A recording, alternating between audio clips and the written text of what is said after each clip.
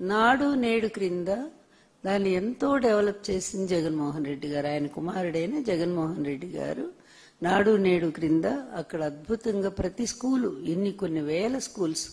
అందుకని ఆయన టైంలో అసలు ఎక్కడ నో వేకెన్సీ, ఏ స్కూల్లో కూడా అడ్మిషన్ దొరకలేదు. అప్పుడు పెద్ద పెద్ద వాళ్ళు ఐఏఎస్లు ఐపీఎస్లు కూడా వాళ్ళ పిల్లల్ని మరి గవర్నమెంట్ స్కూల్స్లో చేర్పించడానికి ప్రయత్నం చేస్తే స్కూల్ ఇక్కడ విజయవాడలో చూశాను నేను, ఎక్కడికి వెళ్ళినా కూడా లేవు, ఖాళీలు లేవనే బోర్డే కనపడింది.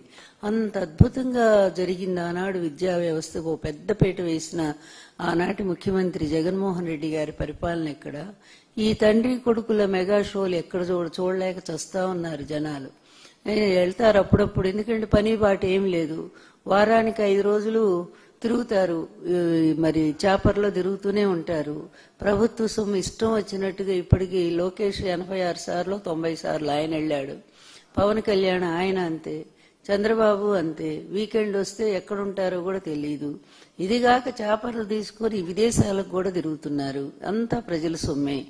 ఇలా కోట్ల రూపాయలు, 100 కోట్లు ఖర్చు పెట్టుకుంటూ ప్రజల సొమ్ముతో జల్సాలు చేస్తున్నటువంటి వీళ్ళు అప్పుడప్పుడు షో చేస్తుంటారు. అప్పుడు గోదావరి పుష్కరాల్లో పెద్ద షో చేశారు కదా, అంత సినిమా వాళ్ళని పిలిచి, డైరెక్టర్లను పిలిచి, కెమెరాలను పిలిచి, మొత్తం ఇంటర్నేషనల్ మీడియాను పిలిచి, ఈయనేదో పెద్ద లక్షల మంది తన కోసమే వచ్చినట్టు సాధారణంగా జరిగేటువంటి ప్రతిదాన్ని కూడా తన పబ్లిసిటీ కోసం తనకు అనుకూలంగా ఒక ఈవెంట్గా మార్చడం అనేది చంద్రబాబుకి ఫస్ట్ నుంచి ఉన్నటువంటి విద్య, అతనికి అబ్బినటువంటి విద్య అది.